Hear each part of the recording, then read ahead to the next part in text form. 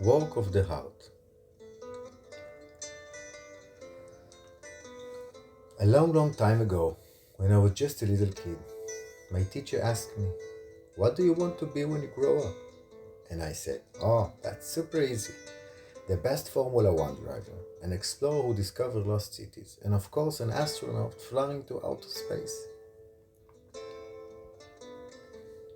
But then my teacher said, "You're just daydreaming, and you're not really, truly reaching your full potential."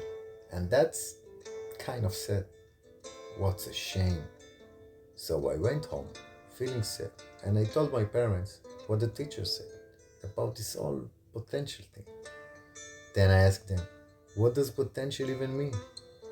My parents answered, but I wasn't really listening. What do they even know anyway? I thought to myself. Then one day, I ran into David, my neighbor, in the elevator. "David," I asked, "what do you think? What's the meaning of life?" And David said, "Well, you came to the right person. I'm a genius. Just ask anyone. I know everything there is to know, and trust me, kid, the absolute best thing you could ever be is accountant." "What's an accountant?" I asked. And David said, "Oh, that's easy. It's someone who does all kind of super complicated calculations, taxes, money, and really cool stuff. And the best part, they make tons of money." "You know what?" David said. "Go ask my buddy Joseph. He lives on Jerusalem Street. He used to be the chief accountant of some giant company in Egypt." So I grabbed my bike and rode straight to Joseph's house on Jerusalem Street. "Joseph, can you tell me how dreams come true?" And Joseph said, "Kid, you came to the right place. I'm the smartest guy you will ever meet. But honestly, this day, being an accountant is not exciting as it sounds. Too many tests, too many numbers, and way too many accountants. Listen to me, kid. If you want to do something amazing, you should become apparizer." "What's an apparizer?" I asked. And Joseph said, "An apparizer gets to spend all day visiting fancy properties, drinking coffee, meeting all kinds of interesting people, and saving the day by helping them fix up their assets. And the best part? It's a job where you never ever get bored." "You know what?" Joseph said. "Go talk to my buddy Itzik. He lives in Tel Aviv, and he even owns his own apparizer office." So I took bus number 20 and went to visit Itzik in Tel Aviv. "Itzik, what's the secret to living a good life?" And Itzik said, "Kid, you're lucky you asked me. You have never met anyone as super smart as I am. And I'm not the type to brag. But how can I say this nicely? Back in my day, apparizer were on the top of the world. Nowadays, there are too many apparizer offices slashing prices just to survive. Gas prices are through the roof. Clients are always upset, and somehow we get blamed for everything. I just want what's best for your kid. You should totally be architect." "What's an architect?" I asked. And Itzik said, "An architect gets to design everything: apartments, houses, malls, and even giant skyscrapers. And the best part, they work with happy people." "You know what?" Itzik said. "Go talk to my buddy Betzalel. He lives in Givatayim. He's the one who designed the famous Taj Mahal in India." So I hopped on a bus number 200 and went to visit Betzalel in Givatayim. "Betzalel, what's the secret to a good life?" And Betzalel said, "Kid, you make a brilliant choice coming to hear from the last talented architect alive. But come on, architect, Back in my day, an architect was a true artist, using only pencils and real paper. Every line felt magical. Now, it's all computers, permits, and paperwork, city hall breathing down your neck, and a million inspectors who pop up the second you blink. I've got a brilliant idea for you, kid. You should become a gemologist.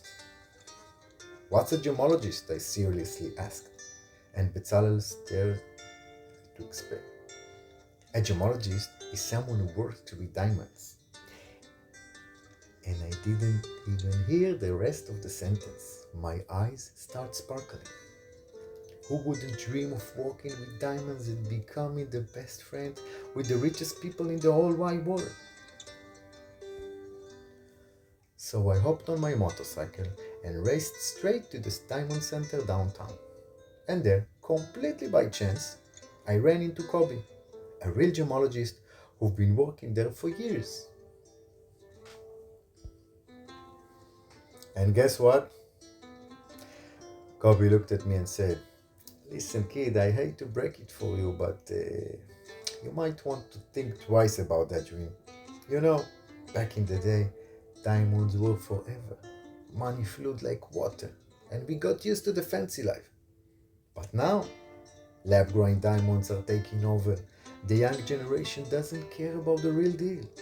The diamond's price list keeps dropping, slowly, painfully, like they're doing it on purpose.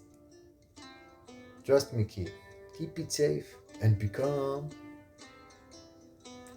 a tax officer." What's so great about being a tax officer? I nearly passed out. And Kobe said, "What's wrong with you, kid? This is the real jackpot." Kobe stared out the window and said, "Nobody ever gets fired. A steady paycheck, always on time, paid vacation days, holiday gift basket, health insurance, and the guaranteed pension locked in for life. It's safe, it's powerful. What could possibly be better?" "You know what?" Kobe said. "Go talk to my buddy Shimon. He lives in Palm Springs. He just retired after 45 years at the IRS. So I took the car and drove all the way down to the highway to visit Shimon in Palm Springs. "Shimon, I just can't figure out what's right for me."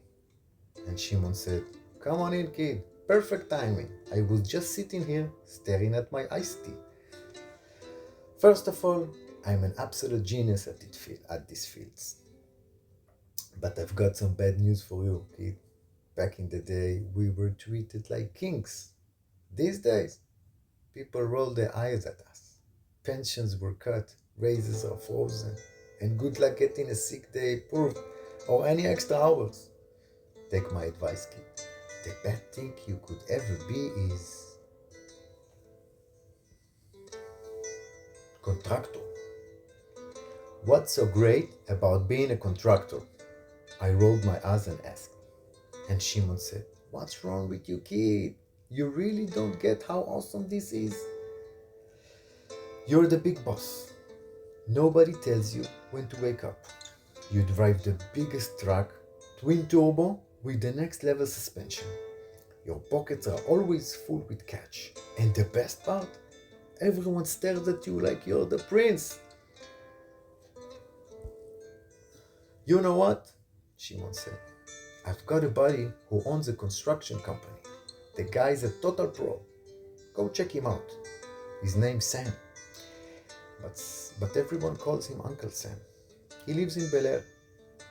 Just look for the biggest mansion with the monster truck, a jet ski, 2 ATVs, and a luxury boat in the driveway." And for a moment, I had a feeling that even Uncle Sam might not have the answer for me. But anyway, I hopped on a train and headed straight to find Uncle Sam. And I have to tell you something that happened to me on the train. I met a very tall businessman, a lovely person with a charming smile, who somehow went straight into my heart. We talked for hours, sharing ideas, plans, and dreams. He taught me how to speak without words, how to look someone in the eyes the way you stare up at the sky. He even left me a bit of its confidence to use it later on. And then, for a moment, when I looked out the window, dreaming with a big smile, just like that, he was gone. I wish we will meet again someday. And then I finally made it to Uncle Sam. I didn't even get the chance to ask about the secret to happiness or any of my big questions about life. And Uncle Sam, the constructor, jumped right in and said, "You have never met anyone as amazing as me. I've got crews working for me all over the country, call center, secretary, and blah blah blah. I also know all the most famous VIPs on the entire world planet. You name it." And Uncle Sam added, "Listen up, kid, and I mean listen carefully. I rule the entire industry, and there is no room for any new players. And you know what nobody talks about? The hottest thing today is being an AI engineer." Then he gave me a big wink and added, "Just don't forget about your Uncle Sam when you made your first billion. Now, go straight to my buddy in..." But me, I couldn't even listen anymore. I was bored, tired, and to be honest, I felt like I was gonna throw up. I mumbled thanks and goodbye and hopped on the first train to the airport. I don't know how long I was on the road, but it felt like many years. Anyway, on the train, I met Grandpa K. Solomon. Now, Grandpa Solomon wasn't just any grandpa. He was the wisest man I'd ever met. Honored, calm, charismatic, and just a little bit mysterious. He lived in a huge house on the top of the hill, with gardens, streams, more, worker, more workers than I could count, and every kind of animal you could possibly imagine. He wrote poems, books, and wise old stories, and he always kept dressing like a king. Maybe that's what the K stands for. Once, he even told me he used to have a real conversation with God. And listen carefully, I'm not making this up. I once saw him having a conversation with the tiger. And you know what?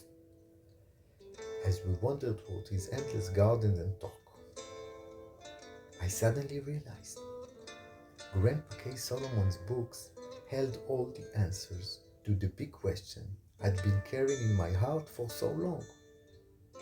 What's the meaning of life? How do dreams come true? How do I choose what's right for me? And what's the secret to happiness and a good life? Grandpa K. Solomon smiled at me and said, "My dear child, listen carefully. Never let the voices around you get into your head. You're the only one who can write your own story. When you ask strangers for advice, they can only pass on their fears and worries. They will give you 1,000 reasons why you shouldn't do the things they never had the courage to try themselves. Most people are terrified of failing, so they can't even imagine what you're truly meant to become. What's worked for one person might be completely wrong for another. And remember, the grass always looks greener on the other side. If you follow your heart and work at something you love, somehow God will take care of the rest. And if you ever want to be blessed with great wealth, never forget to share a tenth with the ones who need it. Every person in the world is a piece of a giant puzzle, and actually, we're all players in the same huge matrix. Marry a lioness, honor her, and your life will shine. And always keep at least one true friend by your side. anger, hate, and sadness will rot your bones. Love and compassion will bring health to your long life. And if you learn to ignore jealousy, you will find yourself in a truly magical world. Never forget to hold joy in your heart and always, always give a hand to someone who needs it. Whatever you do it with faith. In every word you say, let the truth lead the way. Never seek glory or walk with pride, and always treat others the way you want to be treated. And if you feel lost, trust in God, and His kindness will surround you. Honor wisdom and seek for cleverness, and run far, far away from foolishness and empty words. For the end, remember well, life spins like a wheel. Every question you will ever ask had already been answered long ago. Just be clever enough to find it, hidden in the old books.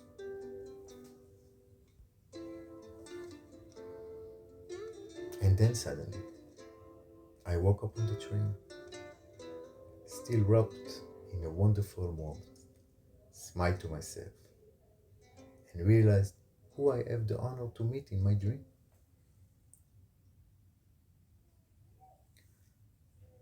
After a long journey, I came back home, exhausted, to talk with my parents.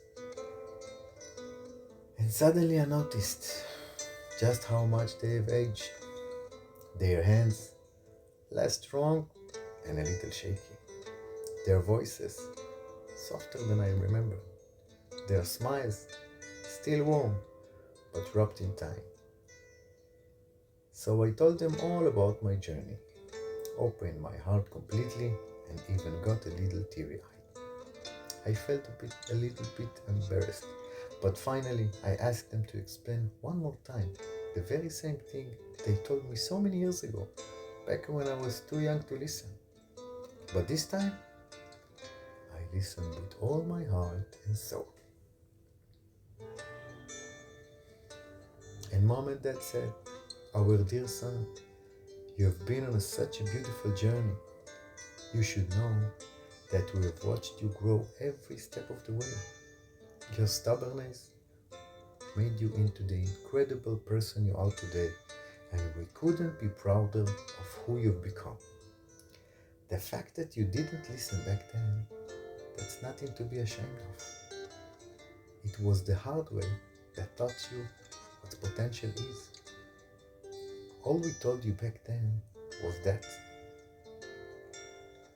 we will always love you and stand by your side, no matter who you choose to become."